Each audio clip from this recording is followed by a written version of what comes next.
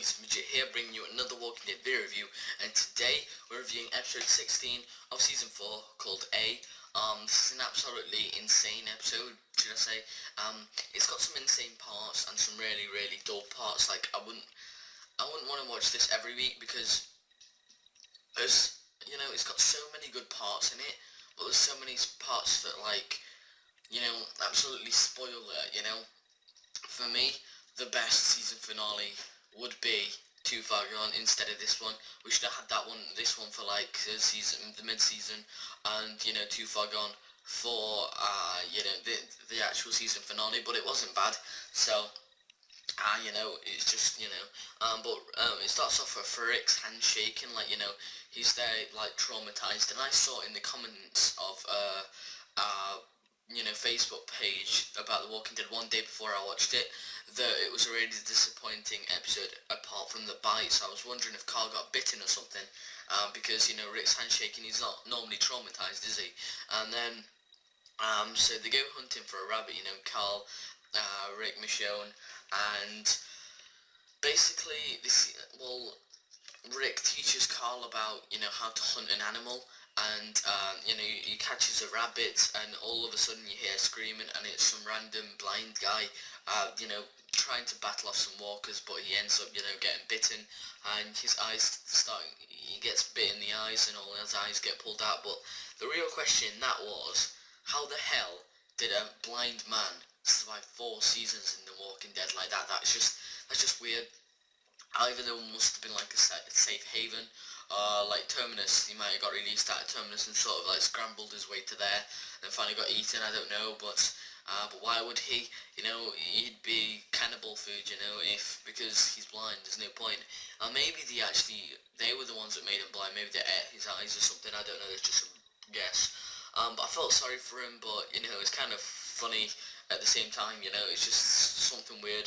And then Michonne and Rick talking while Carl's sleeping in the car. They're like talking about that. All they talk about is food, and well, they want to change that. I want to talk about something more than just food, and it ends up not being true. And they hear something in the distance, and they're like, "What's that?" And they look up. They stand up, kind of wary.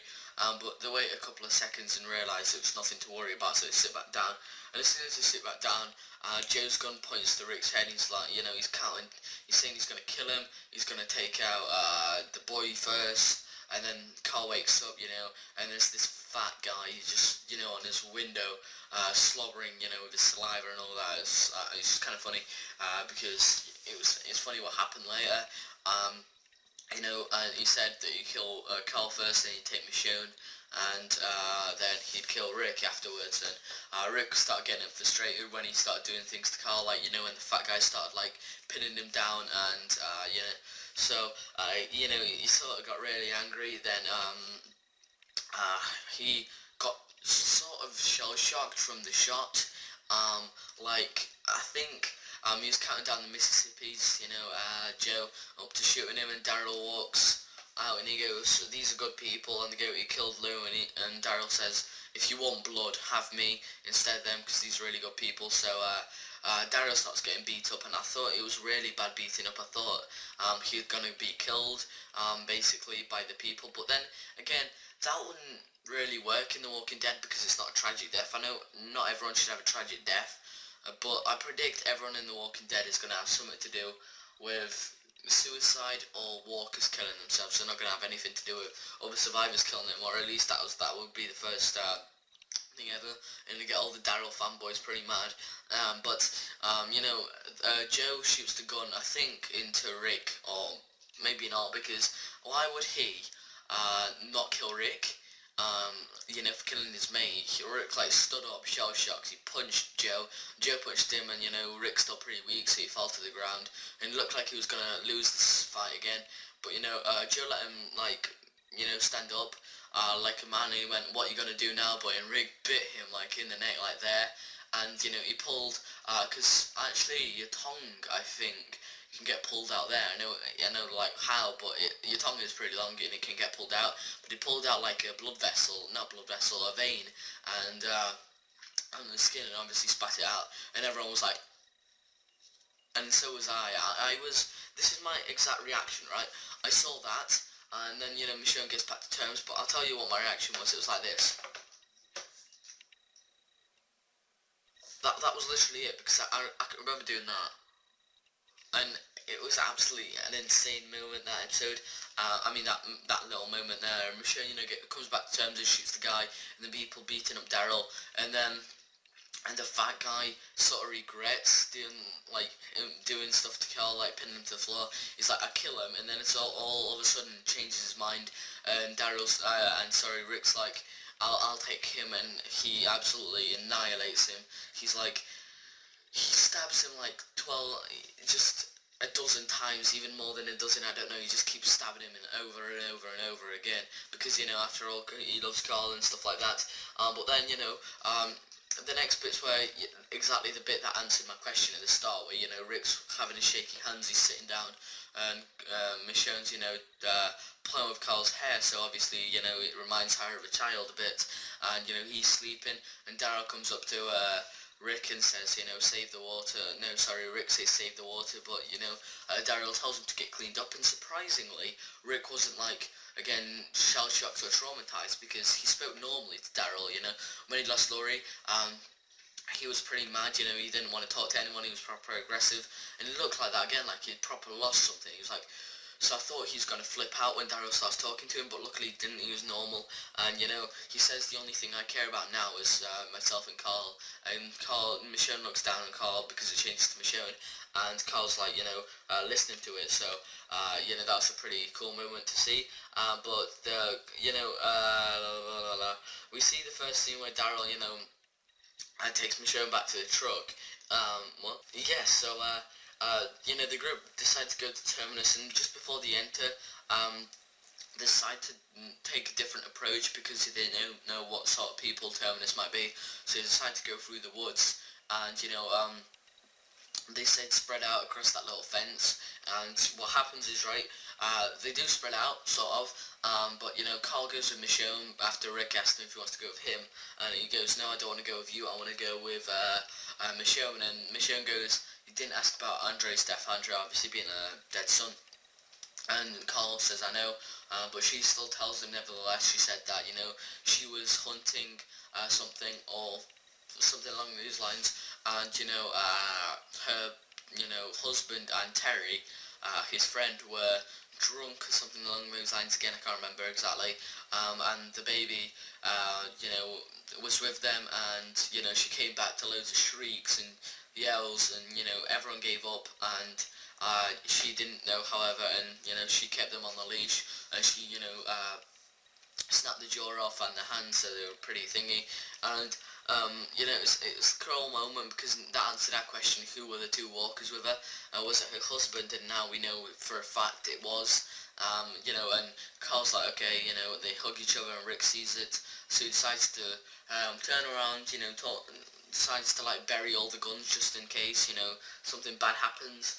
They buried some guns just under the thing, you know, he loads his shotgun, not his shotgun, sorry, his pistol, puts it in the bag, and, you know, obviously, you know, tightens the bag and puts, you know, just thingy in and ground, and so just in case, but they enter Terminus through the, you know, the back door, and Gareth, you know, welcomes them, and you see, but before that, you know, they see the woman going, the one commentating or saying, you know, sanctuary for all on the radios and everything.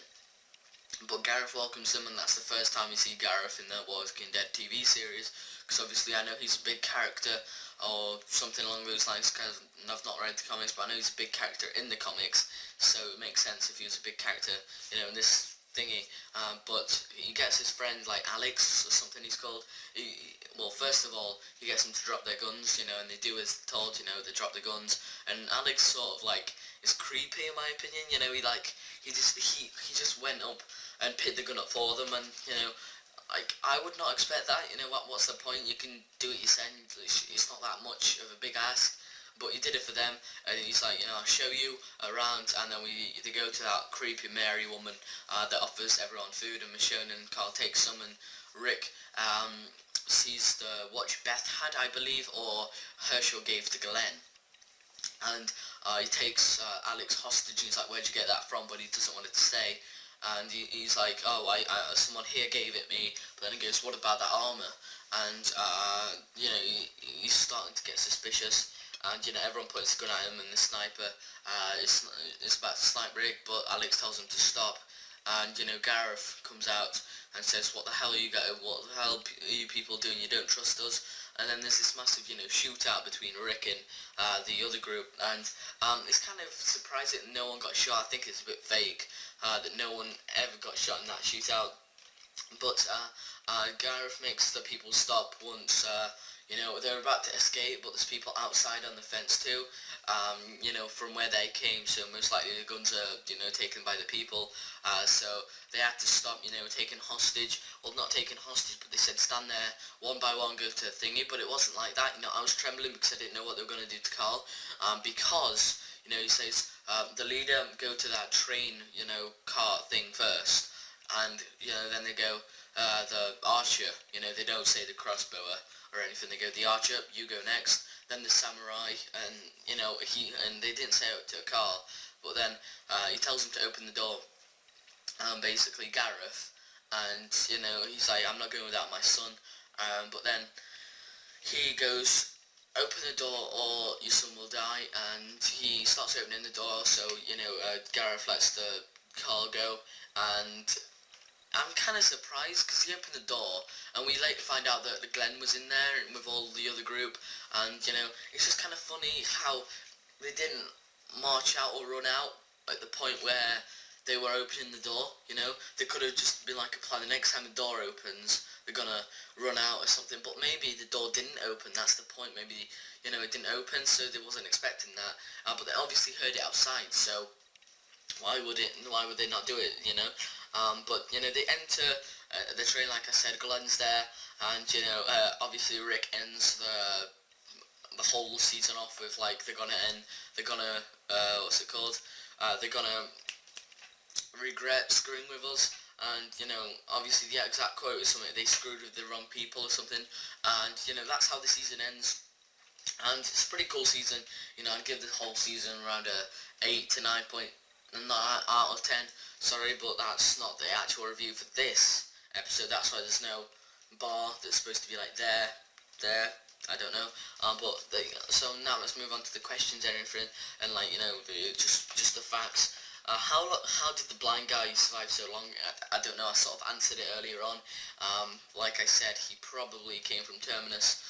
But then again, why? They could have just ate him if they are cannibals. Have they eaten Beth? Because at the end, when they were running away, they walked past the pit of bones, and obviously everyone's speculating that to be everyone's bones, like Beth's. So there is a high possibility of her dying, but I don't understand her dying like that unless there was some flashback of how she died, because they just wouldn't do that, would they, where they just forget about a character. They need to show her like some death, so I think she didn't die, but there is a possibility of her obviously dying. But glad to see the people are back together. I know that it's a really anticlimactic ending, but I don't think I'd survive 7 months just to see them get back together. My heart was beating, right? It was like they got into the thingy, and I knew it was coming towards the end of the episode, and I was looking at the clock, and I was like, 5 more minutes. Come on, don't end here, because it was such a cliffhanger. And then they saw Glenn, I was like, okay, good. You can end it now. At least I know the group's back together. I was happy seeing Daryl back with Rick. Sorry, never mind, Glenn back with them, so I was like, yes. But very good finale, but the flashbacks were pretty pointless. They did give some information about what's going to happen next, but very vague and, basically pointless in my opinion. It was just kind of, what the hell? But again, no one got shot. Yeah, how did no one get shot in that gunfight? It's just kind of stupid in my opinion. No, someone should have got shot, but obviously they didn't, and it's kind of stupid. But again, I said anticlimactic ending, finding Glenn, but 5 minutes from the time I wanted to get the anticlimactic ending because I couldn't resist like that. That's what I wrote, and that's what I basically said. So anything. I love the Rick and Daryl bromance. it was so nice to see, you know. Also, Joe's death was absolutely insane, you know.